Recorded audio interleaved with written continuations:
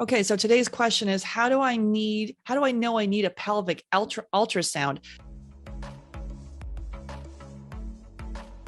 Hey there, welcome to Ask the Fertility Experts, a daily Q&A show where we'll be answering your fertility questions. I'm Sarah Clark, founder of Fab Fertile. We specialize in low AMH, high FSH, diminished ovarian reserve, and premature ovarian insufficiency or failure. I will be joined by Dr. Tabatha Barber. She is triple board certified in obstetrics, gynecology, menopause, and functional medicine. If you have a question, simply go to Fab Fertile Inc. on Instagram, leave me a DM and drop your question there, and we will answer your question on an upcoming show. That's Fab Fertile Inc. on Instagram. Take care. Okay, so today's question is how do I know I need a pelvic ultrasound? This is interesting, right? So as part of and definitely go and listen to the podcast episode that Dr. Tabatha and I did about the tests that you need to, basic tests you need to do before you're ready to conceive, and a pelvic ultrasound may be recommended for you. So when would that be recommended?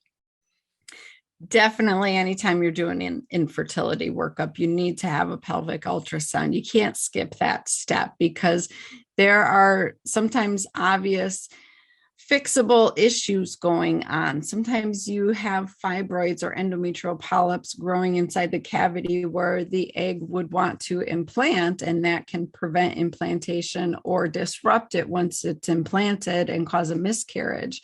You can evaluate for cysts on your ovaries and things like that. You can evaluate for different signs of endometriosis, like an endometrioma. So that is one step that you definitely don't want to miss. It's not invasive.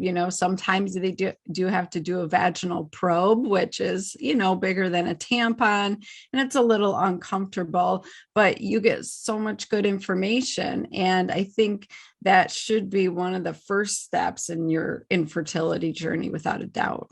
Yeah. And even if you're not, decide that IVF is not for you and you want to do this naturally, to really look at those structural issues first to make sure there's nothing that, is out of alignment or is a structural issue, because we got the biochemistry, the mental, emotional, but there could be a structural thing going on too. Yeah. And I would also say, if you've gone through IVF cycles, it might be wise to have another ultrasound follow-up to make sure that everything that you went through has resolved, because they stimulate your ovaries, and sometimes you can get hyperstimulation and grow big cysts that don't go away necessarily. And that's going to mess with your hormones and impede your body's, ability to ovulate the next cycle. So I would say that might be something that you need to do on a regular follow-up basis as well. Yeah. How often would you say you'd need to do that then? If everything has resolved at your follow-up ultrasound, so you did IVF, you had an ultrasound a month or two later, and everything looks quote unquote normal, then you don't really need another one until you're having issues or doing more intervention. But if you have cysts that are, 3+ size centimeters, then you probably need some follow-up on that.